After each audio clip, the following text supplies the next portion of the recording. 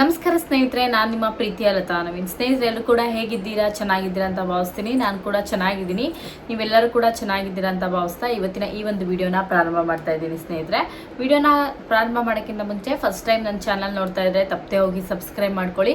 Video ಇಷ್ಟದಲ್ಲಿ like ಮಾಡಿ, share ಮಾಡಿ, ಹಾಗೆ ಸಬ್ಸ್ಕ್ರೈಬ್ ಆಗೋದನ್ನು ಮಾತ್ರ ಮರಿಬೇಡಿ ಸ್ನೇಹಿತರೆ. ಸೊ ತುಂಬ ದಿನ ಆಗೋಯ್ತು, ವಿಡಿಯೋನೇ ಅಪ್ಲೋಡ್ ಮಾಡೋಕ್ಕಾಗ್ತಾನೆ ಇಲ್ಲ ಅಂತಲೇ ಹೇಳ್ಬೋದು.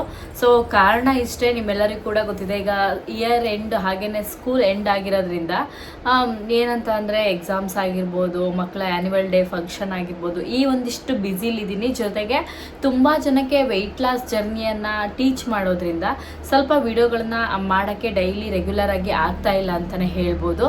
ಸೊ ತುಂಬ ಜನಕ್ಕೆ ರಿಸಲ್ಟ್ ಕೂಡ ಸಿಗ್ತಾ ಇದೆ. ಅದಂತೂ ತುಂಬಾ ಖುಷಿಯಾದ ವಿಚಾರ. ಯಾರು ನಿಮಗೆ ತುಂಬ ದಪ್ಪ ಇದ್ದೀನಿ ಅಂತ ಅನಿಸಿದರೆ, ಅದರಲ್ಲೂ ಎಸ್ಪೆಷಲಿ ನಾನು ಹೇಳ್ತಾ ಇರೋದು ಹೆಣ್ಮಕ್ಳಿಗೆ ಮಾತ್ರನೇ.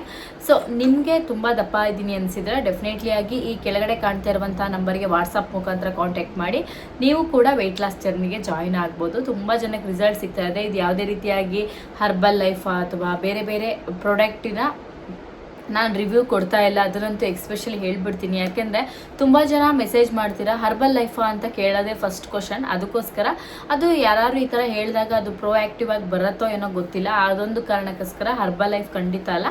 ಹೋಮ್ ಮೇಡ್ ಫುಡ್ ತಿಂದು ಹೇಗೆ ನಮ್ಮ ವೆಯ್ಟ್ ಲೂಸ್ನ ಮಾಡ್ಕೋಬೋದು ಅನ್ನೋದ್ರ ಬಗ್ಗೆ ನಾನು ನಿಮಗೆ ಒಂದಿಷ್ಟು ಗೈಡ್ಗಳನ್ನ ಮಾಡ್ತೀನಿ. ಜೊತೆಗೆ ವೆಯ್ಟ್ ಲಾಸ್ ಕೂಡ ಮಾಡ್ಬೋದು, ಎಕ್ಸಸೈಸ್ಗಳನ್ನ ಹೇಳ್ಕೊಡ್ತೀನಿ.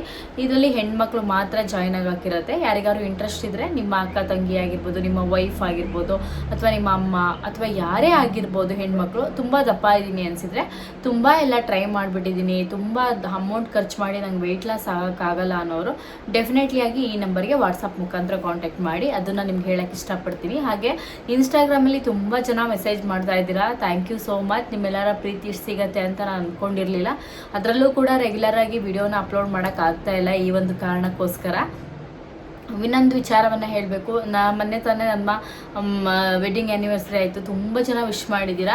ಸೊ ನಿಮ್ಮೆಲ್ಲರಿಗೂ ಕೂಡ ಥ್ಯಾಂಕ್ ಯು ಸೋ ಮಚ್. ಯಾರೆಲ್ಲ ವಿಶ್ ಮಾಡಿದ್ದೀರಾ ಅವರೆಲ್ಲರಿಗೂ ಕೂಡ ಥ್ಯಾಂಕ್ ಯು ಸೋ ಮಚ್ ಅಂತಲೇ ಹೇಳ್ತೀನಿ. ಮತ್ತು ಇಷ್ಟೇ ನನಗೆ ಹೇಳೋಕ್ಕೆ ಗೊತ್ತಾಗುವಂಥದ್ದು. ನಿಮ್ಮೆಲ್ಲ ಪ್ರೀತಿ ಆಶೀರ್ವಾದ ಇದೇ ರೀತಿ ಇರಲಿ ಅಂತ ನಾನು ಕೇಳ್ಕೊತೀನಿ. ಸೊ ಇನ್ನು ಹೆಚ್ಚಿನದಾಗಿ ಏನು ಕೇಳಬೇಕು ಅನ್ನೋದು ನಿಜವಾಗ್ಲೂ ಗೊತ್ತಿಲ್ಲ. ನಿಮ್ಮೆಲ್ಲರ ಪ್ರೀತಿ ಆಶೀರ್ವಾದ ಇರಲಿ ಅಂತ ಕೇಳ್ತಾ ಇವತ್ತಿನ ಈ ಒಂದು ವಿಡಿಯೋನ ಪ್ರಾರಂಭ ಮಾಡೋಣ.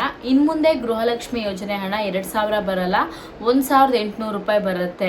ಅಂದರೆ ಇನ್ನು ಮುಂದೆ ಗೃಹಲಕ್ಷ್ಮಿ ಯೋಜನೆ ಹಣ 2,000 ರೂಪಾಯಿ ಬರಲ್ವಾ ಅನ್ನೋದು ತುಂಬ ಜನಕ್ಕೆ ಡೌಟ್ ಇದೆ. ಅಥವಾ ಇನ್ನು ಮುಂದೆ 1,800 ರೂಪಾಯಿ ಮಾತ್ರ ಬರೋದಾ ಅಂತ ಇದ್ರ ಬಗ್ಗೆ ಸಂಕ್ಷಿಪ್ತವಾಗಿ ಹೇಳ್ತೀನಿ. ಈ ವಿಡಿಯೋನ ಎಲ್ಲೂ ಕೂಡ ಸ್ಕಿಪ್ ಮಾಡದೆ ಕೊನೆವರೆಗೂ ನೋಡಿ. ಅರ್ಧಂಬರ್ಧ ವಿಡಿಯೋ ನೋಡಿದ್ರೆ ನಿಮಗೆ ಪೂರ್ತಿಯಾಗಿರುವಂಥ ಇನ್ಫಾರ್ಮೇಷನ್ ಗೊತ್ತಾಗಲ್ಲ. ಆ ಒಂದು ಕಾರಣಕ್ಕೋಸ್ಕರ ಹೌದು, ಗೃಹಲಕ್ಷ್ಮಿ ಅನ್ನೋದು ಬಹಳ ದೊಡ್ಡ ಯೋಜನೆ. ಈ ಯೋಜನೆ ಅಡಿಯಲ್ಲಿ ಕೋಟ್ಯಾಂತರ ಜನ ಮಹಿಳೆಯರು ಉಪಯೋಗವನ್ನು ಪಡ್ಕೊತಾ ಇದ್ದಾರೆ ಅಂತಲೇ ಹೇಳ್ಬೋದು. ಇಲ್ಲಿ ಒಬ್ರಿಬ್ರು ಅಂತಲ್ಲ, ಕೋಟ್ಯಾಂತರ ಜನ ಮಹಿಳೆಯರು ಗೃಹಲಕ್ಷ್ಮಿ ಯೋಜನೆಯಿಂದ ಉಪಯೋಗ ಪಡ್ಕೊತಾ ಇದ್ದಾರೆ.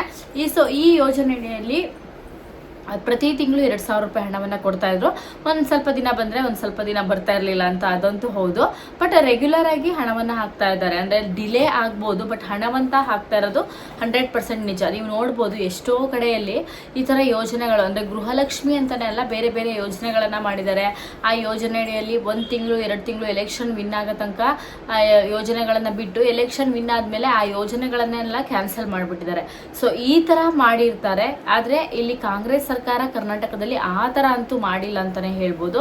ಅದಂತೂ ಖುಷಿಯಾದಿರೋ ವಿಚಾರ. ಈ ಗೃಹಲಕ್ಷ್ಮಿ ಯೋಜನೆಯಿಂದ ತುಂಬ ಜನಕ್ಕೆ ಉಪಯೋಗ ಆಗಿದೆ ಅಂತಲೇ ನಾನು ಹೇಳ್ತೀನಿ. ತುಂಬ ಜನ ಏನು ಹೇಳ್ತಾರೆ ಅಂದರೆ, ಗೃಹಲಕ್ಷ್ಮಿ ಯೋಜನೆ ಹಣವನ್ನು ಕ್ಯಾನ್ಸಲ್ ಮಾಡಿ ಅಂತ ಕೆಲವರು ಹೇಳಿದ್ರೆ, ಕೆಲವರು ಇಲ್ಲ ಕ್ಯಾನ್ಸಲ್ ಮಾಡಬೇಡಿ, ಇದರಿಂದ ನಮ್ಗೆ ಉಪಯೋಗ ಆಗಿದೆ, ನಾವು ಇನ್ನು ಮುಂದೆ ಬಂದ್ರೂ ಕಾಂಗ್ರೆಸ್ಸಿಗೆ ಓಟ್ ಹಾಕುವಂಥದ್ದು ನಮ್ಗೆ ಉಪಯೋಗ ಆಗಿದೆ ಅಂತ. ಕೆಲವರು ಇಲ್ಲ, ನಾವಿನ್ನು ಕಾಂಗ್ರೆಸ್ಸಿಗೆ ಓಟ್ ಹಾಕಲ್ಲ, ಪ್ರತಿ ತಿಂಗಳು ಸರಿಯಾಗಿ ಹಾಕ್ತಾ ಇಲ್ಲ ಅಂತ. ಇಲ್ಲಿ ಸರಿಯಾಗಿ ಹಾಕ್ತಾ ಇಲ್ಲ ಅನ್ನೋದೊಂದು ಬಿಟ್ಟರೆ ಪ್ರತಿ ತಿಂಗಳು ಹಣವನ್ನು ಹಾಕ್ತಾ ಇದ್ದಾರೆ. ಯಾಕೆಂದರೆ ಸರ್ಕಾರಕ್ಕೆ ಬೇರೆ ಬೇರೆ ಯೋಜನೆಗಳಿಗೆ ಬಿಡುಗಡೆ ಮಾಡಲಿಕ್ಕೆ ಹಣ ಬೇಕೇ ಬೇಕು. ನಾವೇನು ಕೇಳಿದ್ವಾ ಅಂತ ಕೂಡ ತುಂಬ ಜನ ಕೇಳ್ತಾ ಇದ್ದಾರೆ. ಕೇಳದೆ ಹಣವನ್ನು ಹಾಕ್ತಾ ಇದ್ದಾಗ ಅದು ಉಪಯೋಗ ಆಗ್ತಾ ಇರೋದು ಖಂಡಿತ ನಿಜ. ಇನ್ನು ಕೆಲವರು ಹಣವನ್ನು ಪಡ್ಕೊತ ಬೇರೆ ಏನಂದರೆ ಬೇರೆ ಪಕ್ಷದವರಿಗೂ ಓಟನ್ನು ಹಾಕಿರ್ತಾರೆ. ಅದು ಅವರವರ ಇಷ್ಟ. ಓಟ್ ಹಾಕೋದು ನೀವು ಕಾಂಗ್ರೆಸ್ಸಿಗೆ ಹಾಕಬೇಕು, BJPಗೆ ಹಾಕಬೇಕು ಅಥವಾ ಮತ್ತೊಂದು ಪಕ್ಷಕ್ಕೆ ಹಾಕಬೇಕು ಅನ್ನೋದು ನನ್ನ ಒಪಿನಿಯನ್ ಕೂಡ ಆಗಿರಲ್ಲ, ನಿಮ್ಮ ಒಪಿನಿಯನ್ ಕೂಡ ಆಗಿರಲ್ಲ. ಇಲ್ಲಿ ನನಗೆ ಯಾರಿಗೆ ಇಷ್ಟ ಆಗುತ್ತೋ ನಾನು ಅವ್ರಿಗೆ ಓಟ್ ಹಾಕ್ತೀನಿ, ನಿಮ್ಗೆ ಯಾರು ಇಷ್ಟ ಆಗುತ್ತೋ ಅವ್ರಿಗೆ ಓಟ್ ಹಾಕ್ತೀರಾ. ಸೊ ಇದು ನಾನು ರ್ಯಾಂಡಮ್ ಆಗಿ ಹೇಳ್ತಾ ಇರೋದು, ಇವರಿಗೆ ಓಟ್ ಹಾಕಿ ಅಥವಾ ಇವ್ರಿಗೆ ಓಟ್ ಹಾಕ್ಬೇಡಿ ಅಂತ ಹೇಳುವಂಥರ ಇಡ್ಸೋ ನನಗಂತಲ್ಲ, ಯಾರಿಗೂ ಕೂಡ ಇರೋದಿಲ್ಲ, ಅವ್ರವ್ರ ಇಷ್ಟ ಅದು. ಸೊ ಎಷ್ಟೋ ಜನ ಈಗ ಕಾಂಗ್ರೆಸ್ಸಿಗೆ ಓಟ್ ಹಾಕಿದ್ದಾರೆ ಅಂತಾನು ಹೇಳೋಕ್ಕಾಗಲ್ಲ, ಎಷ್ಟೋ ಜನ BJPಗೆ ಓಟ್ ಹಾಕಿದ್ದಾರೆ ಅಂತಾನು ಹೇಳೋಕ್ಕಾಗಲ್ಲ. ಕೆಲವೊಂದಿಷ್ಟು ಯೋಜನೆಗಳು ಕೆಲವೊಂದಿಷ್ಟು ರಾಜಕೀಯದ ಪಕ್ಷದವರು ಬಂದಾಗ ಮಾಡ್ತಾ ಇರ್ತಾರೆ ಅಂತಾನೆ ಹೇಳ್ಬೋದು. ಆದರೆ ಇದು ಗೃಹಲಕ್ಷ್ಮಿ ಅನ್ನೋದು ತುಂಬಾನೇ ದೊಡ್ಡ ಯೋಜನೆ ಅನ್ನೋದನ್ನಂತೂ ನಾನು 100% ಹೇಳ್ತೀನಿ. ಸೊ ಈಗ ಆಲ್ರೆಡಿ ಹಣವನ್ನ ಪಡ್ಕೊತಾ ಇರೋರೆಲ್ಲರೂ ಕೂಡ ಕಾಂಗ್ರೆಸ್ಗೆ ಓಟ್ ಹಾಕಿದ್ದಾರೆ ಅಂತಾನು ಹೇಳಕ್ಕಾಗಲ್ಲ. ಹಣವನ್ನ ಪಡ್ಕೊತಾ ಇರೋರು ಎಷ್ಟೋ ಜನ BJPಗೆ ಓಟ್ ಹಾಕಿರೋರು ಇರ್ತಾರೆ, ಅಥವಾ BJPಗೆ ಓಟ್ ಹಾಕೊಂಡು ಈಗ ನೀವು ನೋಡ್ತಾ ಇರ್ಬೋದು ಕಾಂಗ್ರೆಸ್ ಇಂದ ಉಪಯೋಗವನ್ನು ಪಡ್ಕೊಂಡವರು ಎಷ್ಟೋ ಜನ ಇರ್ತಾರೆ. ಸೊ ಇಲ್ಲಿ ಯಾವುದೇ ಪಕ್ಷದವರು ಇದೇ ಓಟ್ ಹಾಕ್ಬೇಕು ಅಂತಿಲ್ಲ, ಎಲ್ಲರಿಗೂ ಕೂಡ ಓಟ್ ಹಾಕಿರುವ ಪ್ರಕಾರವಾಗಿ ಹಣವನ್ನ ಪಡ್ಕೊಳ್ಳುವಂತ ಹಕ್ಕಿರುತ್ತೆ. ಆದ್ರೆ ತುಂಬಾ ಜನ ಏನ್ ಮಾಡ್ತಾರೆ, ಇಲ್ಲಿ ಹಣವನ್ನ ಪಡ್ಕೊಂತಾ ಇರ್ತೀರಾ, ಉಪಯೋಗ ಆಗ್ತಾ ಇರುತ್ತೆ, ಸೊ ನೆಗೆಟಿವಿಟಿಯನ್ನ ಸ್ಪ್ರೆಡ್ ಮಾಡುವಂಥದ್ದು. ಇಲ್ಲ ಗೃಹಲಕ್ಷ್ಮಿ ಯೋಜನೆಯಿಂದ ಏನು ಉಪಯೋಗ ಆಗಿಲ್ಲ, ಈ ತರ ವಿಚಾರಗಳನ್ನ ಸ್ಪ್ರೆಡ್ ಮಾಡೋದು ದಯವಿಟ್ಟು ನಿಲ್ಲಿಸಿ ಅಂತ ನಾನು ಹೇಳ್ತೀನಿ. ಯಾಕಂದ್ರೆ ನಿಮ್ಗೆ ಉಪಯೋಗ ಆಗ್ತಿಲ್ವಾ, ಬಿಟ್ಬಿಡಿ. ನೀವು ಹಣವನ್ನ ತಗೊಳೋದೇ ಸ್ಟಾಪ್ ಮಾಡಿಸ್ಬೇಕಾಗತ್ತೆ. ಹಣವನ್ನೂ ತಗೊಂತಾ ಇರ್ತೀರಾ, ಈ ಕಡೆಯಲ್ಲಿ ಒಂದಿಷ್ಟು ಜನರಿಗೆ ಹೇಳ್ತಾ ಇರ್ತೀರಾ ಇಲ್ಲ ಅದರಿಂದ ಏನು ಉಪಯೋಗ ಇಲ್ಲ, ಸುಮ್ಮನೆ ವೇಸ್ಟು ಅಂತ. ಈ ತರ ಕೆಲಸವನ್ನ ಮಾಡಬೇಡಿ ಅಂತ ನಾನು ಹೇಳಕ್ ಇಷ್ಟಪಡ್ತೀನಿ. ಯಾಕಂದ್ರೆ ಈ ತರ ಮಾಡೋದು ತಪ್ಪು. ಇಲ್ಲಿ ಉಂಡು ಮನೆಗೆ 2 ದ್ರೋಹ ಬಗ್ದಂಗೆ ಅಂತ ಹೇಳ್ತಾರೆ, ಒಂದು ಗಾದೆ ಮಾತು. ಸೊ ತಗೊಂತಾ ಇದ್ರೆ ಉಪಯೋಗಿಸ್ಕೊಂತಾ ಇದ್ದೀರಾ, ಅದು ನಿಮ್ಗೆ ನಿಜವಾಗ್ಲೂ ಖುಷಿಯಾದ ವಿಚಾರ, ಅದು ಪಡ್ಕೊಳೋ ಅಂತ ಹಕ್ಕು ಕೂಡ ನಿಮ್ಗಿದೆ. ಸೊ ಏನಕ್ಕೂ ಇಲ್ಲ ಅಂತ ಹೇಳೋಂಥದ್ದು ತಪ್ಪು. ಏನಾಕಾದ್ರೂ 2,000 ರೂಪಾಯಿ ಉಪಯೋಗ ಆಗಿರುತ್ತೆ. ಈಗಾಗಲೇ ಗೃಹಲಕ್ಷ್ಮಿ ಯೋಜನೆ ಹಣ 26 ಕಂತಿನ ಹಣವನ್ನ ಬಿಡುಗಡೆ ಮಾಡಿದ್ದಾರೆ ಅಂದಮೇಲೆ ಅದು ನಿಮ್ಗೆ 2,000 ರೂಪಾಯಿ ಉಪಯೋಗ ಆಗದೇನೆ ಇರುತ್ತಾ? ನಿಮ್ಮ ಅಕೌಂಟಲ್ಲಿ ಹಂಗೆ ಖಾಲಿ ಬಿಟ್ಟಿರ್ತೀರಾ? ಎಷ್ಟೋ ಜನ ಬಿಟ್ಟಿರ್ಬೋದು, ಬಟ್ ಅದು ಉಪಯೋಗ ಆಗತ್ತೆ ತಾನೆ. ಆ ಹಣವನ್ನು ನೀವು ಬಿಸಾಕಲ್ಲ ತಾನೆ. 1 ರೂಪಾಯಿ ದುಡಿಯೋಕೆ ಎಷ್ಟೆಷ್ಟು ಕಷ್ಟ ಅನ್ನೋದು ಕೆಲಸ ಮಾಡ್ತಾ ಇರೋರಿಗೆ ಖಂಡಿತ ಗೊತ್ತಾಗುತ್ತೆ. ಅದೇ ಸರ್ಕಾರ ಫ್ರೀಯಾಗಿ ಕೊಡ್ತಾ ಇದೆ ಅಂದಾಗ ಸೊ ತಗೊಂಡು ನೀವು ಯೂಸ್ ಮಾಡದೆ ಬಿಟ್ಬಿಡ್ತೀರಾ? ಖಂಡಿತ ಇಲ್ಲ ಅಲ್ವಾ?